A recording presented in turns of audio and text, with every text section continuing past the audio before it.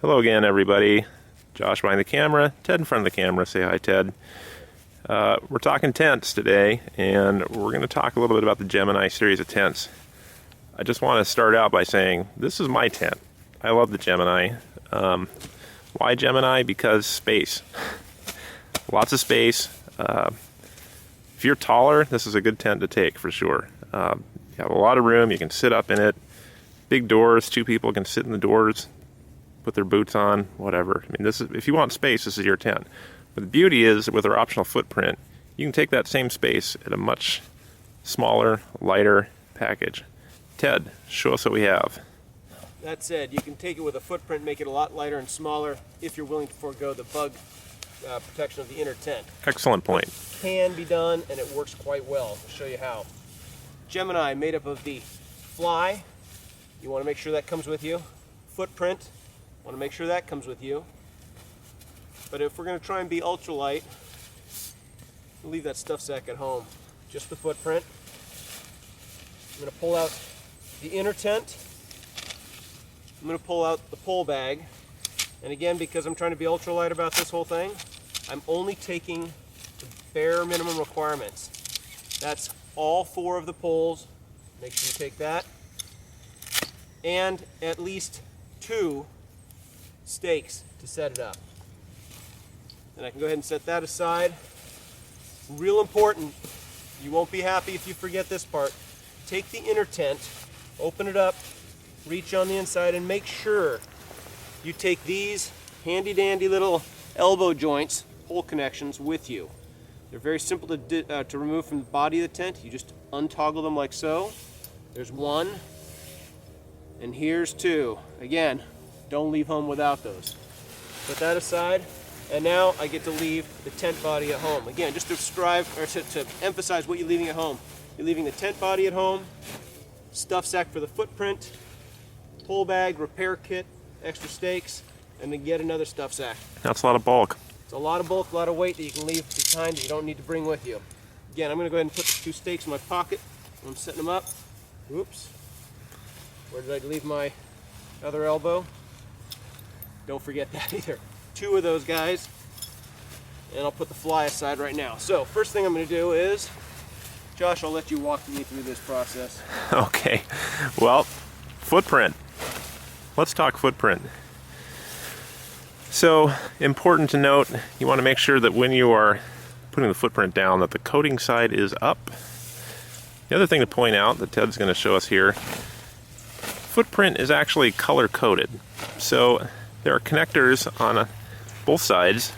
Notice that this one here actually has a red piece of webbing. On the other side, as opposed to, it's all gray. This will become key later when we attach the fly to it. So he's got the red side there, and we're going to go over to the other side and kind of pitch out the gray side, right? 2 stakes. Ted's a professional, so he keeps stakes in his pockets. Like you do. Like you do.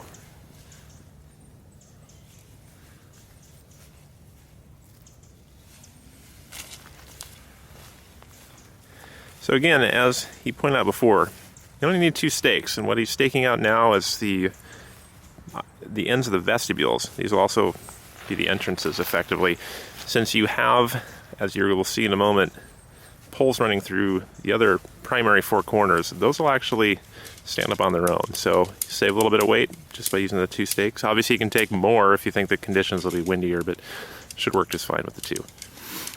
So next, Ted is working with the poles. Now again, on the Gemini you have 4 poles, all equal length, all same color, so even I can't bang these up. Maybe this is why I like the tent. Simplicity. Simplicity. Okay, you're going to want to take the poles, go back to the footprint, and you'll notice there's a little shoe or sleeve on either side, and you're going to want to go ahead and slide the poles inside the shoe there. And another one at the opposite end, just like so. Now those all important hubs, you're going to want to take that hub. Here's where the magic happens. Slide one pole in, arc the 2 poles, and lock it in like so. That's one setup. Now I'm going to go ahead and do the other side.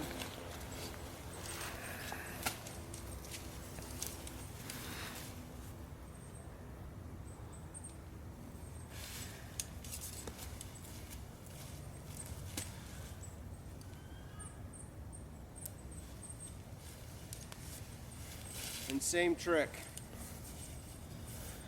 Orange connector. Arc the poles into the connector. Now it's fly time. Color coding. When we do that, now you want to grab the fly and make sure you've got the 2 red pieces of webbing. We're going to match that up to the clips that we have on the footprint. So we know that we've got the 2 red pieces of webbing down here with the 2 red ends of the clips. But before I clip those, I'm going to come right back here. I'm going to flip to the inside of the fly and grab the toggle that I used for setting up the tent when I have the inner tent with me, and slide that toggle through the loop on the hub. I'm going to drop that down. Actually, take it with me. Come to the other side here, and I'm going to do exactly the same thing over on this side. I'm going to grab the fly, reach to the inside of the fly until I find the black toggle right here. And you'll note on that connector there's actually a white and a black ring. Black toggle to black ring. What you don't have here is the white ring actually sets up with the inner tent that you left at home. But they are color coded for a reason. And now we flip the fly over the whole configuration. We basically have the tent set up. Now I'm going to go ahead and take all of the webbing and buckles and connect them on down. Lock them into place.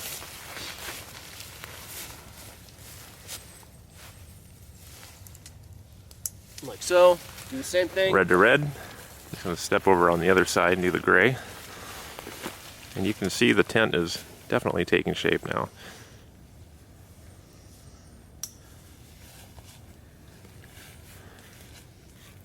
And you'll notice too, by toggling those rings at the top of the fly, look at that way it peaks the roof of the fly itself. It helps shed water much better this way.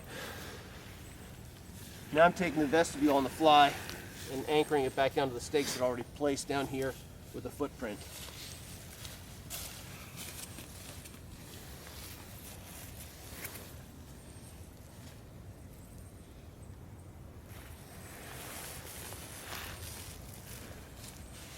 Looks good. Now we have the basic pole fly structure up. Obviously if I brought more stakes I could tension more things out. I could go ahead and tighten these down to get more tension on the fly, but I want to show you what's going on the inside real quickly. The inside of the Gemini 2 when it's set up like this is really spacious. Great shelter for 2 and ample room actually even for 3. Yeah, I might have 2 in the name, but you get in this configuration with the fly and the footprint, you can easily get 3 people in here. Let me throw in a mat real quick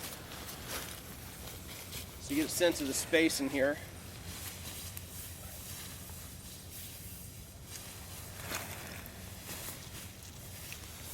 So plenty of space. Let me show you one other detail to finalize the setup of the Gemini fly footprint only. At the cross of the poles at this end, there's a little webbing or lace that you can take and tie, and that puts a lot of tension on the cross pieces. So you got a much more wind stable setup. The same thing happens at the other end. Real easy to do. Just tie a simple bow on there, just like you do on your shoe, and you're set to go. And it helps take a very light shelter, but make it really pretty windproof in windy conditions. So, looks good, Ted.